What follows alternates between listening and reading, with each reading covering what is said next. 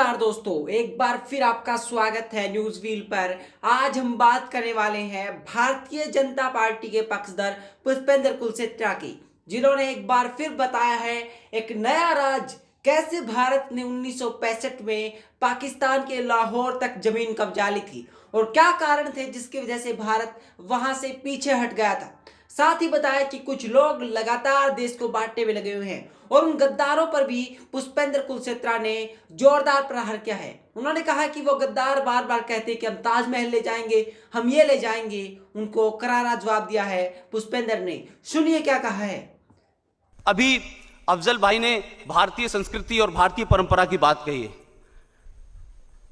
कहा कि भगवान राम जब लंका गए थे, तमाम सारी चीजें हुई, उसके बाद उन्होंने लंका पे कब्जा नहीं किया।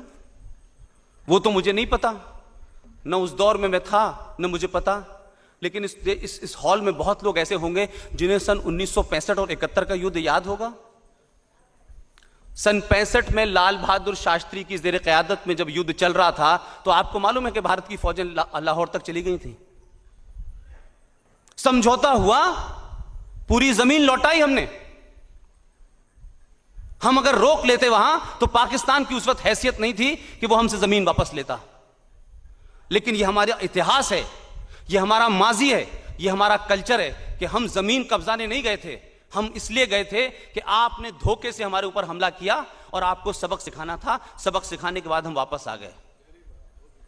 सन 71 के अंदर, सन 71 में जिस पाकिस्तान को टू नेशन थ्योरी पे बनाया गया कि साहब हिंदू और मुसलमान एक साथ नहीं रह सकते, इनका कल्चर एक नहीं है, और ये हिंदू मेजॉरिटी में है, ये मुसलमानों पे कब्जा कर लेंगे, अपना गुलाम बना लेंगे, इसी बात पे तो बनाया गया था। ये तो टू नेशन थ्योरी थी।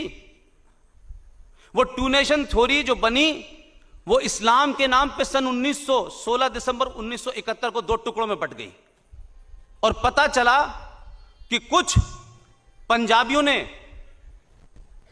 और जो हिंदुस्तान से नफरत करते थे, उन लोगों ने बंगाल के एक आदमी को जो चुनाव जीत गया था, उसको पाकिस्तान की कमान देने से इसलिए मना कर दिया कि ये वो नहीं है, ये तो कुछ बंगाली टाइप का मुसलमान है, इसकी तो भाषा में कुछ संस्कृति आती है, लिहाजा हम इसे बनने नहीं देंगे। और एक मूवमेंट खड़ा हुआ और सन 1971 को पाकिस्तान से ईस्ट पाकिस्तान टूट करके बांग्लादेश बन गया। ये मजहब के नाम पे जो मुल्क बनाया था और ये कहा गया कि दो एक साथ नहीं रह सकते, वो 71 के अंदर चित हो गया।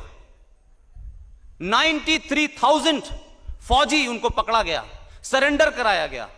भारत ने उस दौर के भारत की बात कीजिए जब भारत भी बहुत गरीब था, जब अनाज बाहर से आया करता था। उन 95 करोड़ लोगों को महीनों खाना खिलाया, किसी के हाथ पैर नहीं काटे।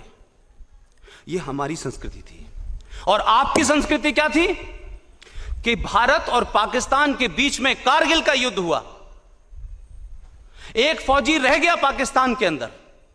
मैं कैप्टन कालिया की बात कर रहा हूं। उसकी आंखें, उसके गुर्दे, उसके शरीर के हर अंग को निकाला और वापस भेज दिया। यह आपकी संस्कृति है, यह आपका कल्चर है, यह आपका माजी है।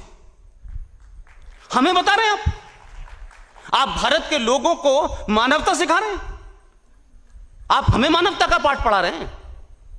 हमने तो नहीं पूछा कि जो लोग ताजमहल के लिए सुबह से शाम तक परेशान हैं कि हम यहां से जाएंगे, पता नहीं कहां जाएंगे, पता नहीं उन्हें कहां जाएंगे। सन 47 में भी कुछ लोग गए थे, बोले हम जब जाएंगे तो ताजमहल भी ले जाएंगे, कुतुब मीनार भी ले जाएंगे। उन लोगों से जरा पूछिए, इस्लाम के मानने वाले हैं, कुरान शरीफ का सुबह शाम हवाला देते हैं, कौन लोग हैं जो ताजमहल के मकबरे के लिए हिंदुस्तान को तोड़ने पे तुले हैं? ये वो लोग हैं जिन्होंने मोहम्मद साहब की बेटी फातिमा की कब्र के चिथड़े उड़ा दिए। कौन लोग हैं ये?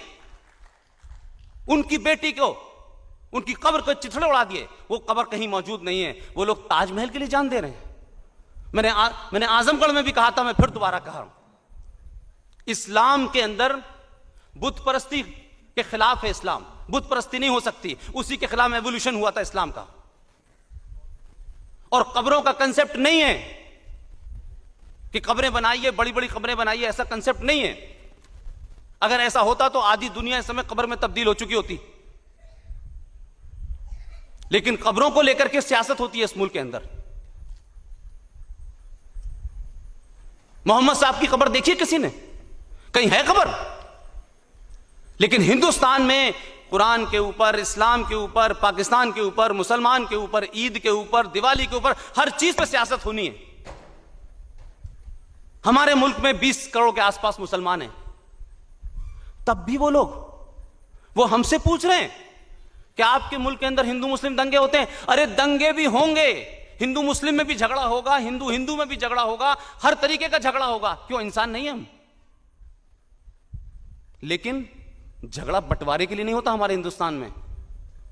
बंटवारे के वक्त जितने हिंदू पाकिस्तान में थे उसमें 0.1 रह गए। ये वो लोग हैं, वो भारत के दंगों पे बात करेंगे, वो भारत के मुसलमानों को बताएंगे कि तुम पाकिस्तान के साथ तुम्हें अपनी अपनी हुब्बुल वतनी दिखानी चाहिए, क्योंकि हम इस्लामिक मुल्क हैं और ये हिंदुओं का मुल्क है, इसलिए इनके साथ हुब्बुल वतनी नहीं होनी चाहिए। ये दो तरफा बात होगी। इसलिए भारत के मुसलमानों से मेरी गुजारिश है, बार बार मैं कहता हूं, जिस दिन भी भारत के 25 करोड़ मुसलमान 2 रकात एक्स्ट्रा पढ़ लेंगे, उस दिन पाकिस्तान समाप्त हो जाएगा। आप 2 रकात पढ़िए कि आज हमने लानत भेजी पाकिस्तान के ऊपर। पाकिस्तान जिंदा इसलिए है कि आप खामोश रहते हैं और आपकी खामोशी से उसको लगता है कि बड़ा जुल्म हो रहा है, हमारा मुसलमान भाई बोल नहीं पा रहा है, उसको मारा जा रहा है, उसको लूटा जा रहा है। जिस दिन आपको लगेगा कि हम इस मुल्क में रहे हैं, लड़ेंगे भी, मरेंगे भी, आपस में सब कुछ करेंगे, लेकिन हमें तुम्हारी सिंपैथी की जरूरत नहीं है, उस दिन हिंदू मुस्लिम का झगड़ा नहीं, पाकिस्तान से खत्म हो जाएगा। दोस्तों वीडियो अच्छी लगी लाइक कीजिए, शेयर कीजिए, चैनल को सब्सक्राइब करना बिल्कुल भूलिएगा।